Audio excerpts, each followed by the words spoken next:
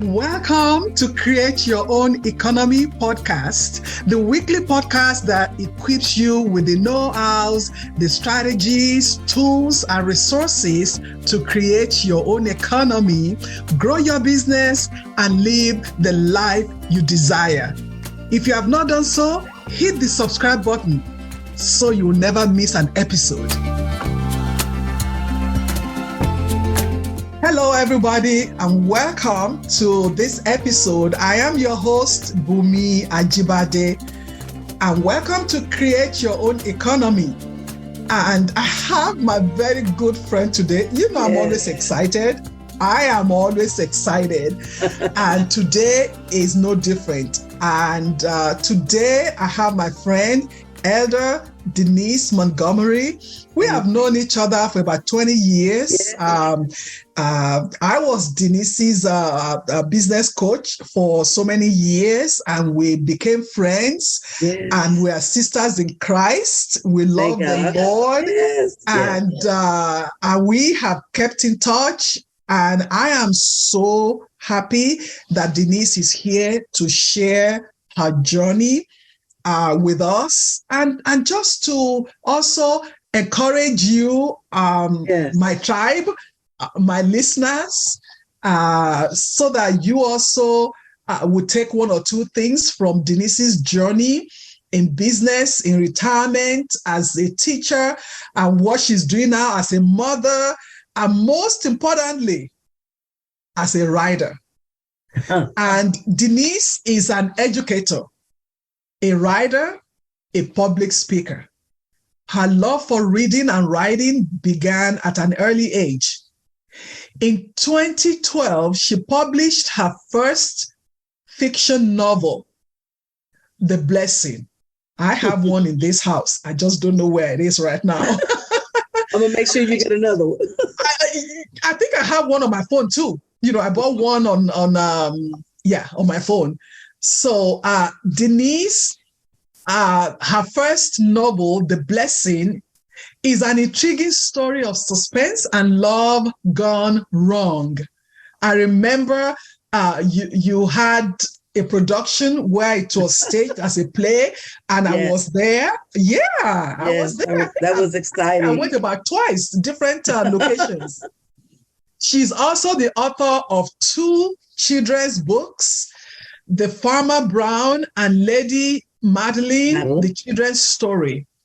Her most recent book, I Want to Go, is based on a true life experience.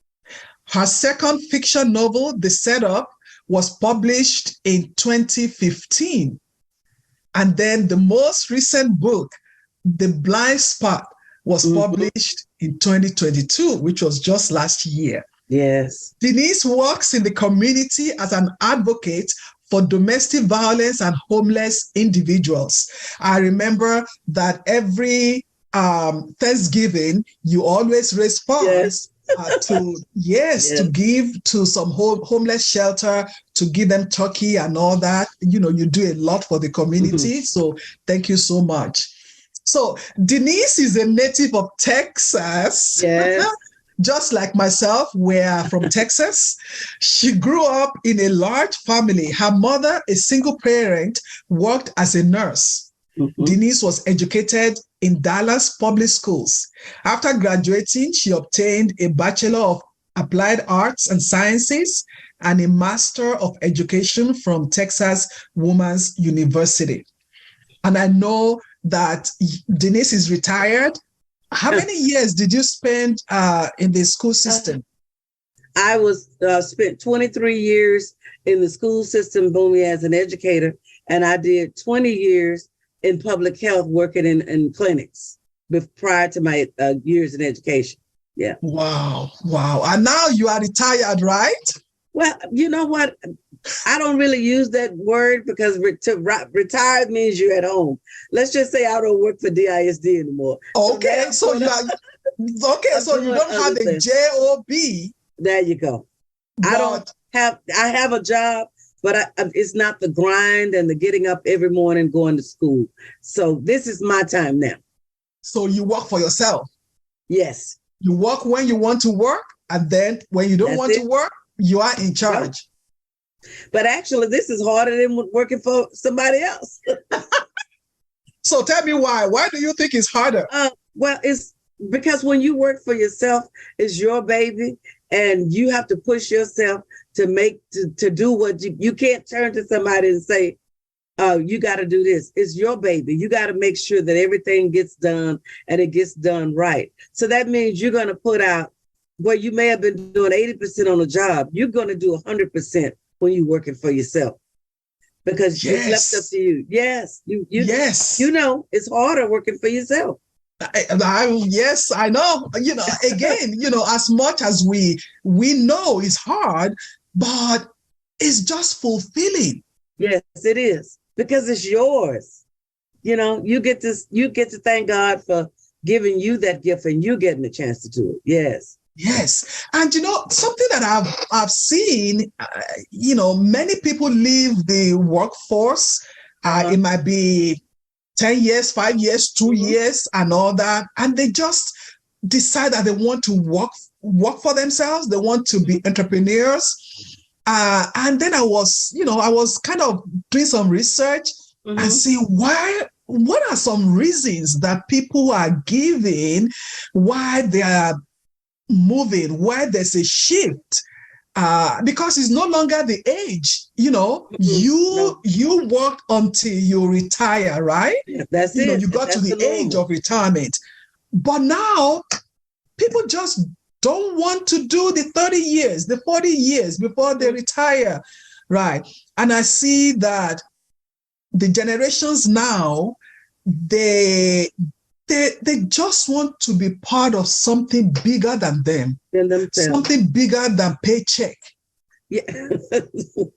Yes, because when you're getting a paycheck, Boomy, that means somebody else is deciding your worth. They're deciding your worth. They're deciding how much you can make. They're telling you when to come, when to go, and then they're telling you how much you can make. So you're basically at their mercy. But when you work for yourself, you can work as hard as you want, or you can work as little as you want. So young people these days, they're not settling for 30 and 40 years on a job anymore. No, which is a good thing. Which is a good thing. It's a good thing if they really know what it is, because that group of people, whether they want to retire in 5 years or they have worked 2 years on a job and they just want to do their own thing. They want to be entrepreneurs. One of the things that I see that people struggle with is knowing what to do. Oh my God, that's it. Yes. Okay, so you are a writer. You have written how many books? Let's see. Do you have some of the books with you? Yes. Okay, I have. I don't know if they can see it, but I have 2 books, Boomy, that will be, God willing, will be coming out in no later than April. But this is April. 2 books in this April. Yeah. I started on a trilogy. It's little short stories, and it's called the Blind series. So the first one is The Blind Spot, and then the second one is going to be Blind Betrayal, and then God is going to give me the third one. I believe that. I believe that. But I want to go. That one was the one I did in 2019. And then I have the setup I did in 2015 or 2017. You've already mentioned The Blessing. The Blessing, the first one. Yes. First novel. Yes. And then I have my first children's book, which was 2012. So, I need to get those children's books for my grandkids. Oh, they love it. I'll send it to you. Yeah, I sure will. So we're talking about people at times don't know what to do. Yes. How did you know that you want to be an author? How? What, Boom? As it turned out, I've been writing. I didn't call it that, but I started writing. Okay, let me back up. When I was a young girl, we were poor and, we grew up poor, whatever. And every summer when I would go outside, I would break out with sores on my hands. And I didn't know why. My mother didn't know why, but nobody wanted to play with me. So it drove me inside. So I would stay inside, and my grandmother would put gloves on me so the sores wouldn't spread. But it drove me to a love of reading. So I would go to the library and get books, and I would sit in the room by myself and I would read. And then I started writing. I would write poems and read letters to myself and tell my, to comfort myself because I couldn't go outside. So that happened for like 4 summers in a row, Boomy. But little did I know, God was sheltering me and he was building that gift, because by the time I could come outside, I didn't want to. I had been inside for so long to write and read. So if I wish I knew where half of the stuff I wrote when I was growing up. But as that, I ignored the gift for a long time. But then I started noticing around 2010, to be honest with you, Boomy, it was when Joseph went off to school. Because Joseph went off to school in 2010, and it was like, okay, now I got to start doing something for myself. And I started writing again. And it's just like it's like air. If I don't write, I don't feel good. So, but it was a process. It was a process, and it's a learning process. It's a lot of things that you have to go through, just like anything else. To become a coach, you have to go through stages. So yes. I just started writing, yes. And here I am 6 books later. 6 books later. And I love what you said, is a process. Yes. And also, you could go back and see how God gave you that gift with some situations that was, I like that movie. Yeah, it was a situation, but it actually helped to build and kind of build that love of writing in you. And so if anybody is listening to us, look, it is a process. Yes, it is. Whatever you want to do is a process. And if you feel that you are led to write, or you have been writing, or you have some manuscript somewhere collecting dust, you know who can help you? Denise can help you, because she's been there. Because she did not just bring out the book in 2012. She started way before then. And I'm sure you wish you had a coach to help you. It would have been so much easier with a coach, because you need that encouragement, Boomy. You need somebody to tell you you can do it, to keep it, somebody to be able to acknowledge your gift. Because a lot of times you don't acknowledge your gift. You don't know that it's a gift, but you need that coach to come along and say, well, you can do this. And that is so important. It really is. Yeah. Yeah. So, you wrote 1, you wrote 2, 3, 4. What do you do to nurture that gifting in you? And the reason I ask that is, when we have some raw gifting, that gifting is just like, it has to go through, just like go through fire to refine it. So how do you nurture and refine that gift? Well, you know what, Boomy, when they make wine, they say it gets better with time. Your gift will get better with time. I can tell you, if I were to show you some of my earlier writings, you would think, oh my God, who did that? So as time goes on, and you refine the gift, and you're praying about it first. You're praying about it, and God will show you, no, let's don't do it that way. So you're leaning and depending on the Holy Spirit.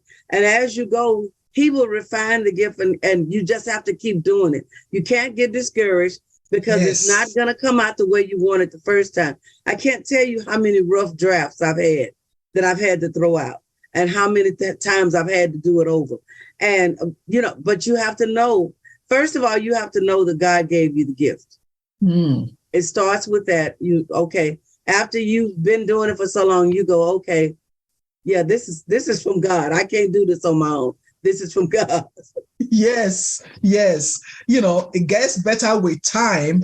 Now, gets better with time. That is when you are actively using the gift. Yes. If you have the gift and you put everything on the shelf and you are not putting yourself in the situation where you will write, because I remember I was having a conversation with you one time and you said you just woke up at night and you started writing and you couldn't stop. That's right? it. And you couldn't stop. So you could have chosen to ignore it. My rest. I need my beauty sleep. Or this thing is just coming to me and you were writing. So sleepless nights. Yes. Talk about that. Talk about that. Because you said it's a process. It's a process. And I'll be honest with you. When I started writing The Blessing, I thought something was wrong with me because I kept hearing these characters in my head. But at the time, I didn't know what it was. But people were talking to me. And I'm going, something must be wrong with me. But I didn't tell anybody. And one day I was just sitting by myself and I heard God say, write down what they're saying. And I just started writing down.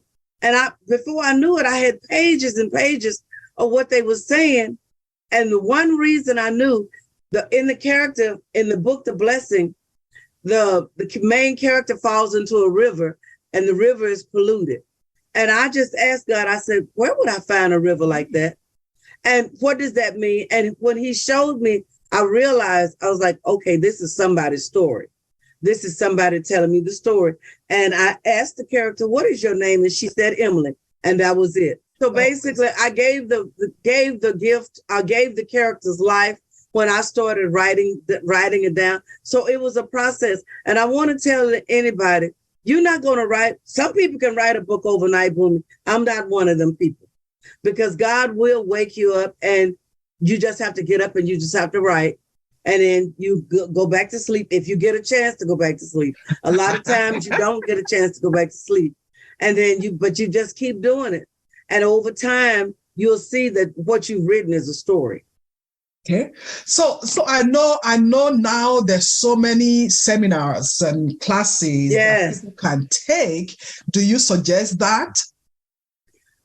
All learning is good. So yes, I would definitely suggest if you want to get started first, take a creative writing class. If you wanted to do a creative writing class, you can do that. But what I'm saying, don't let your lack of thinking, don't say, well, I'm not going to do it until I take the writing class. Don't let that hinder you or don't let that stop you. You take the writing class in addition to doing your writing. Does that make sense? Yes. Because if you have the unction to write, just go ahead and start writing. Just start writing. Just get a piece of paper and start. And I would tell anybody that's starting, you can't ask everybody what they think about your writing, Boom. I wish I could tell you because people would tell you, oh, you don't you writing about that? Oh, that's gonna be too harsh. Oh, okay. So when you're starting, you have to incubate your baby and don't let everybody peek in on it. So you have to write it and you have to hold that baby until you get it out, until you can be confident. And even then, when you get it out, it's always going to be somebody that says, you shouldn't have written that or you shouldn't have done it. But you have to just keep going. And just, still today, people will say, why do you write that? And I honestly can tell them, that's what God gave me. You know what? This is who I am. This is my gifting. You might not understand my gifting, and I don't have to explain anything to you. I mean, if it's not just arrangement or something like that, my story is my story. And this is what I want people to know. If you decide to go into a business, you will have done your research and you would have looked through and find a mentor and all that.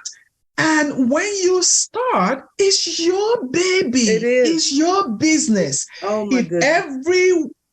Every person you come in contact with will give you suggestion how you should do it. Yes. Eventually, it will no longer be your story. That's it. It's their story. It's Because their you story. created it like they wanted it. And there is no way it can come across in your mind because it's their story. It's no longer your story. Yeah, I wrote two things that you wrote, that you said. I wrote them down in case anybody also listening and you didn't get what she said. Denise said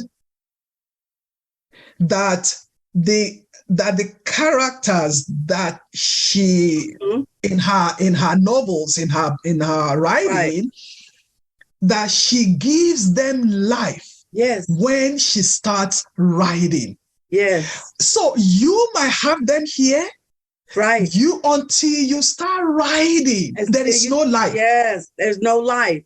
As long you as might have a business idea, and that idea is in your head until you write it down, until you take that step. There's no life. Give it life. There's no life. As long as it's in your head, it's an idea. When you put it on paper, it becomes life. If it's in your head, only you haven't given it to anybody. You haven't shared it with it. You have not shared it with anybody. It is in your head. So, our listeners, if there's an idea that is still in your head, we encourage you today. Yes. Not tomorrow, not next week, today. We encourage you and we challenge you. Take a pen, take your paper, or take your phone and use the notes in your phone and put it down. Because when you put it down, that's when the process actually begins. That's it. That is the process of refining. Yes. To refine, because when you put it down, then you can read it yourself, read it to yourself, and then you say, you know what? I think I can move this, move that. Yes. And you can move it around. And as you're moving it, and then tomorrow you say, no, that doesn't look, let me move it back to where. And then you do that, and then you own it. That's it. And then you said, you can tell everyone, and you can't ask everybody their opinion about your writing, about your business, because each and every one of them will have an opinion. Yes.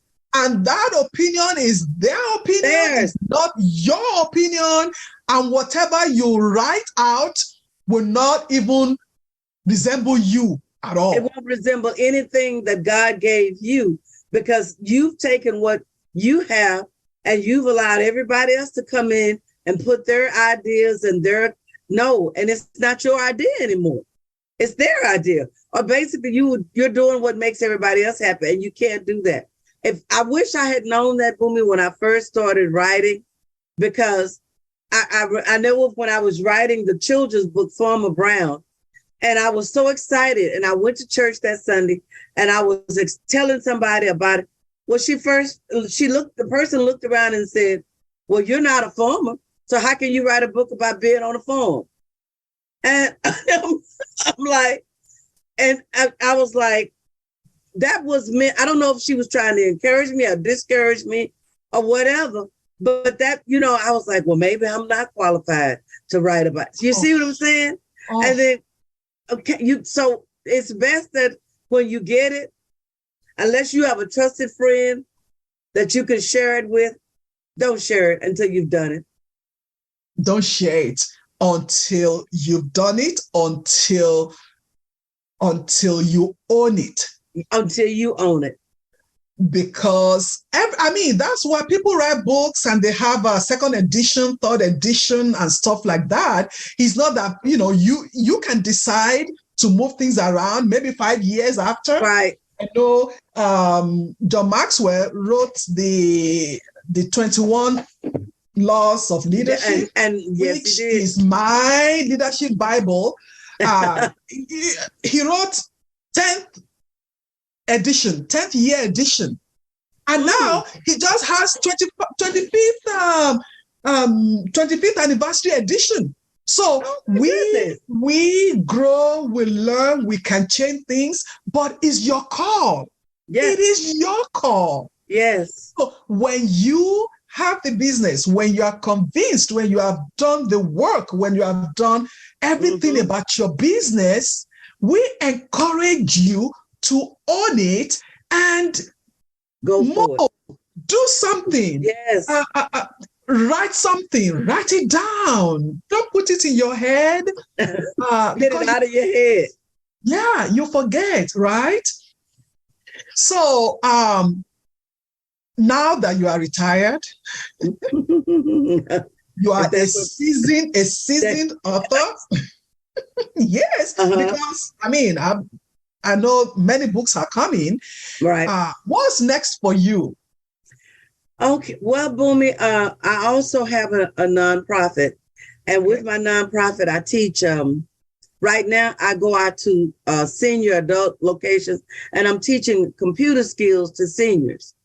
I would like to do that. In addition to my writing, I would like to have a facility or an office or location where I could bring seniors in and teach them about computers.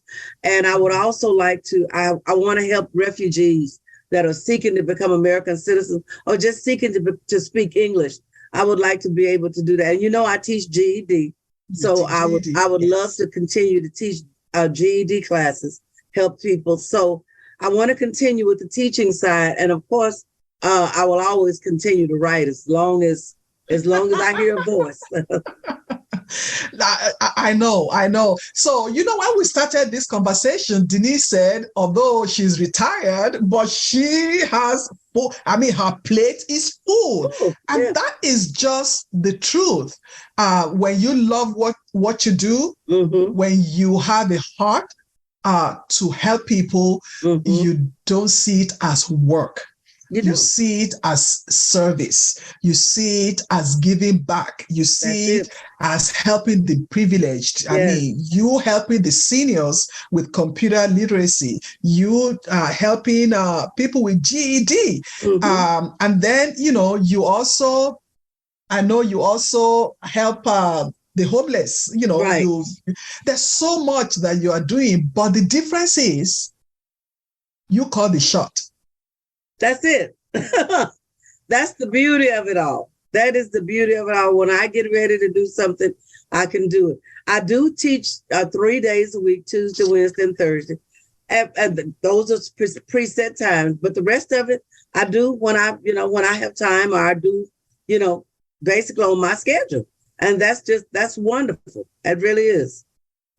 And I know also you are a mentor and a coach to people who also want to develop their gift of writing. And thank you, Boomy, for bringing that gift out, because I never thought of myself as a coach or a mentor, but that is something I really want to do.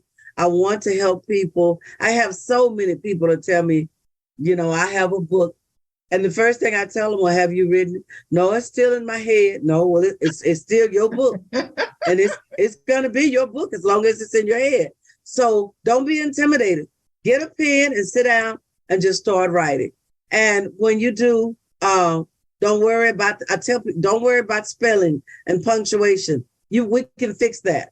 But you have to sit down and write the book. That's what you have to do. Yes. And, I was coaching Denise on this aspect of her business. Yes. Because she is so good at writing, and she's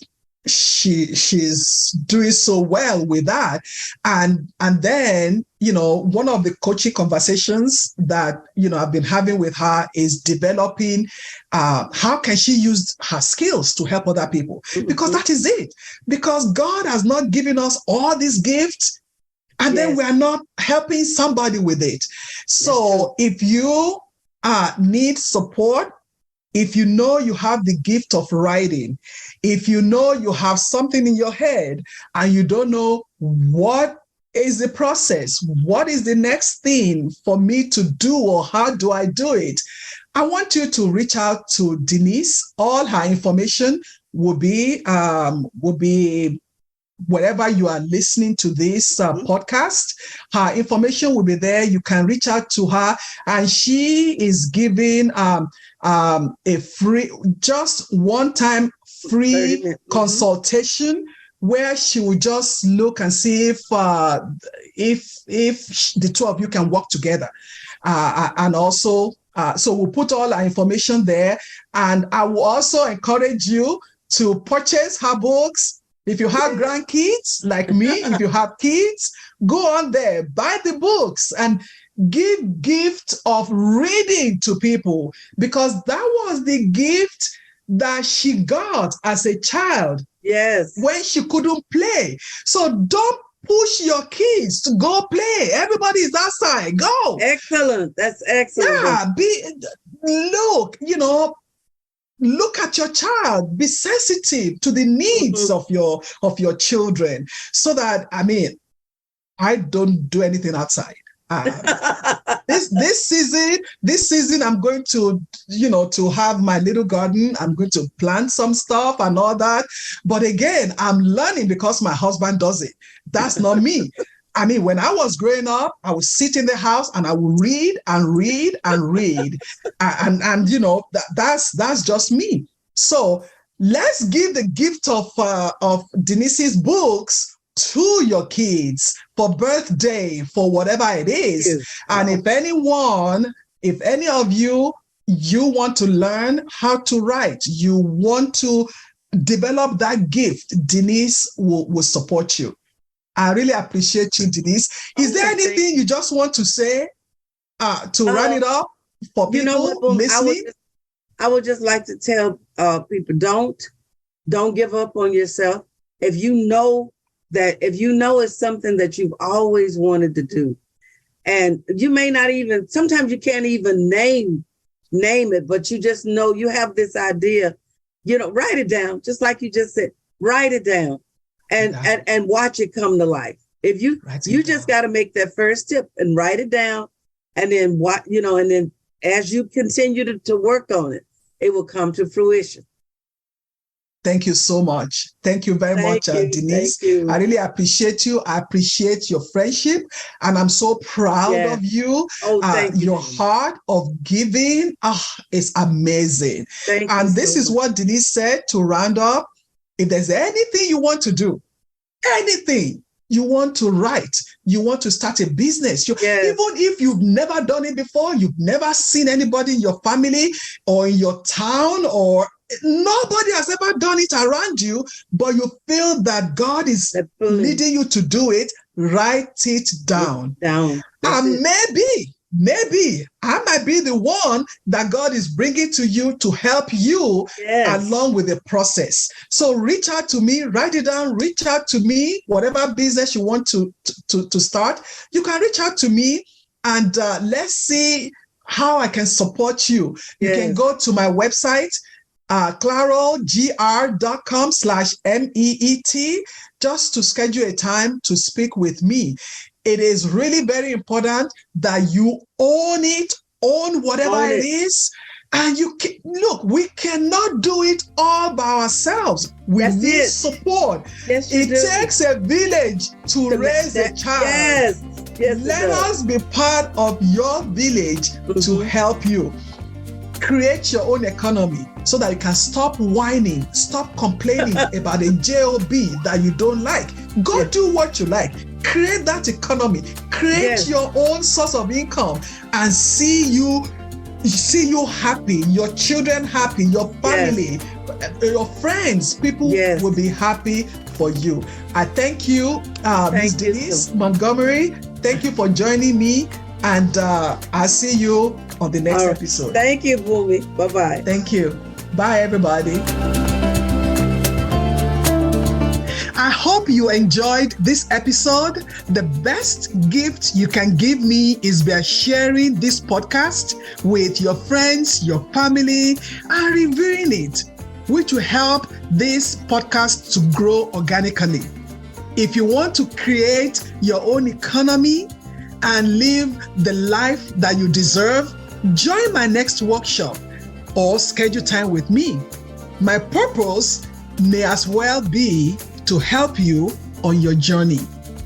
Visit claralgr.com/workshop. See you again next week.